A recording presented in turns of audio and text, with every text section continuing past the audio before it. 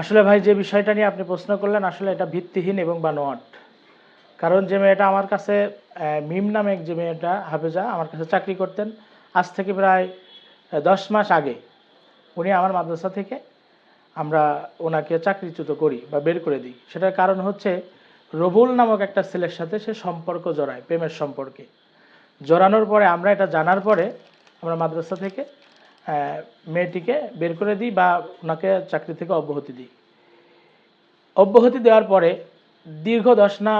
দীর্ঘ দিন তাদের সাথে আমার কোনো যোগাযোগ নেই।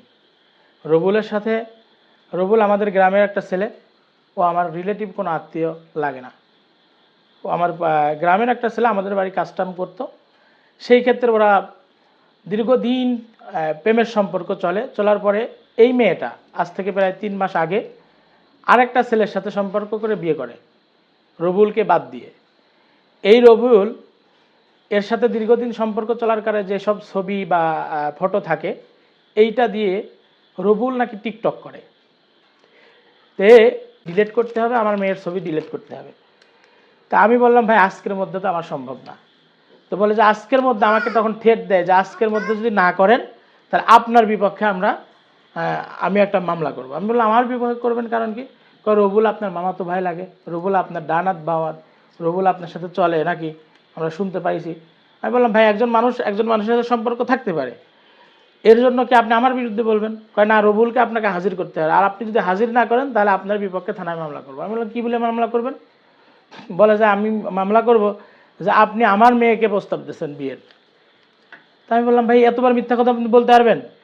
বলে হ্যাঁ, আপনি রবুলকে হাজির না করলে আমি এইটা বলে আমি মামলা করব, আর আপনি এর সাথে জড়িত, আপনি আপনি রবুলকে দিয়ে এটা করাচ্ছেন। আমি বললাম ভাই এটা এতবার মিথ্যা কথা বলার দরকার না, আমি ঢাকা থেকে আসি, তারপরে আমি রবুলকে আপনার সামনে হাজির করে দিব।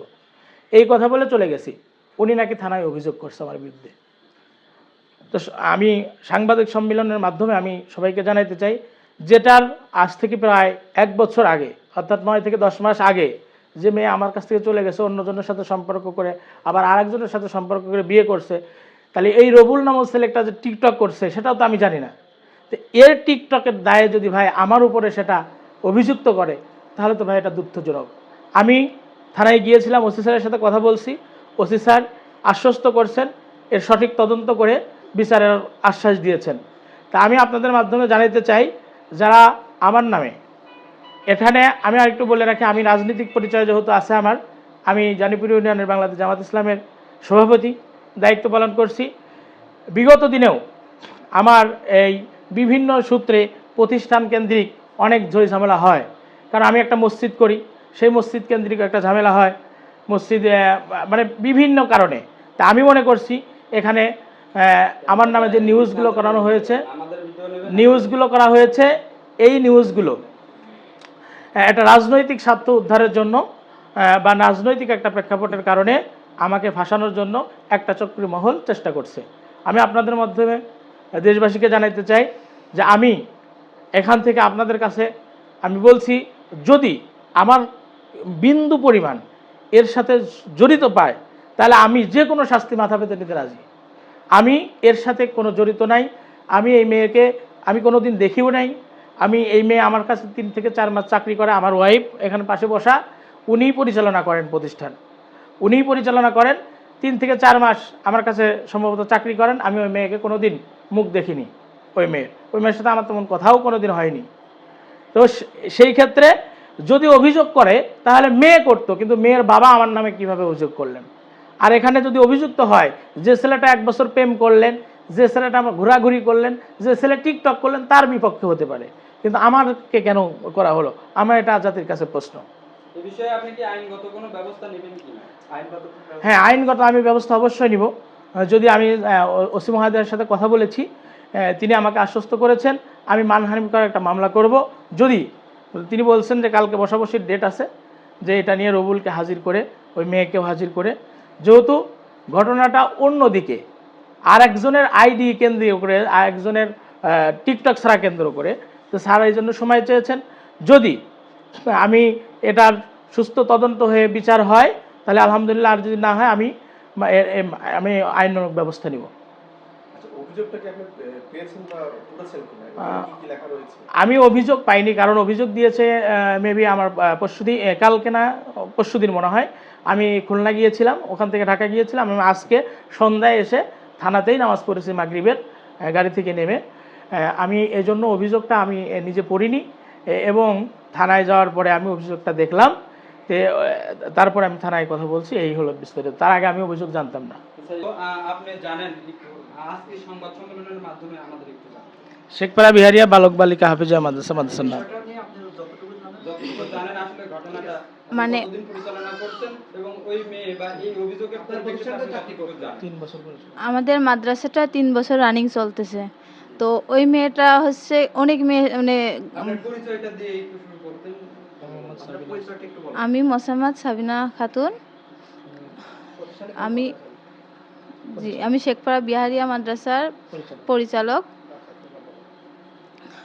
মানে ওই মেয়েটা যখনই ওনার সাথে রিলেশন করে, তখনই রবিউল নামক ছেলেটার সাথে যখনই রিলেশন করে, যখন জানতে পারি আমি বিষয়টা, মানে সবসময় তো তদারকিটা আমি করি। এই জন্য যখনই আমি জানতে পারি তখনই ওইখান থেকে ওকে বের করে দিই, যাতে মাদ্রাসার কোনো বদনাম না হয়। এই জন্যই ওকে বের করে দেওয়া হয়। স্বামীর নামে তার এই গুরুতর অভিযোগ এবং থানায় লিখিত অভিযোগ দেওয়ার আসলে কোন ওইটা রিজনটা আপনারা দেখছেন? কি কারণে এটা কি কারণে? এটা আসলে সবই বানোয়াট।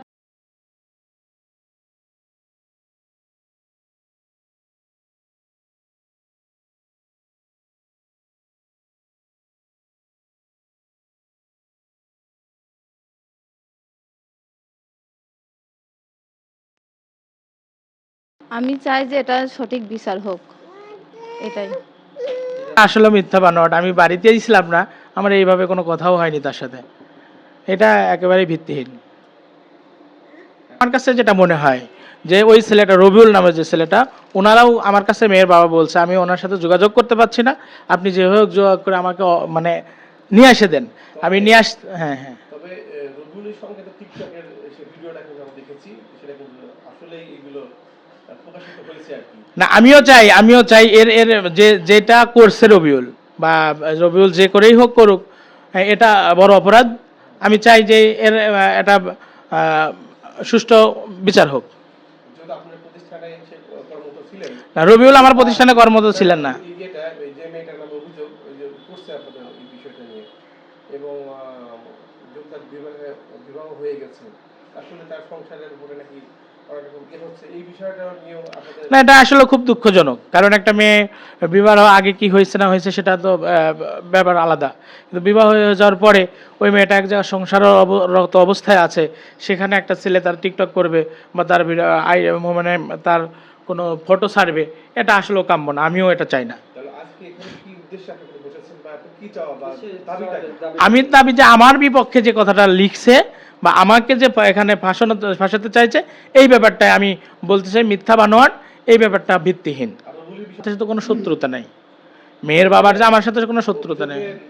এক নম্বর রয়েছে রবিউল, জি। রয়েছে আপনার নাম। 2 নম্বরের নামটা বলছে যে আপনি যদি হাজির না করতে পারেন তাহলে কি আপনার ফুফাতো ভাই হয় বা আপনার রিলেটিভ, এই জন্য আপনাকে আমি কি করব, ফাঁসাবো, কারণ আপনাকে হাজির করতে হবে। এই কথা আপনার কি ফলো হয়? হ্যাঁ, ফোনে কথা হয়। ফোনে কথা হচ্ছে? হ্যাঁ হ্যাঁ, আমার সাথে ফোনে কথা হয়। কোনো কি ডকুমেন্টস না, আমার কাছে আসলে ওইভাবে তো আমি এই বিষয়টা নিয়ে ভাবতেও পারি নাই।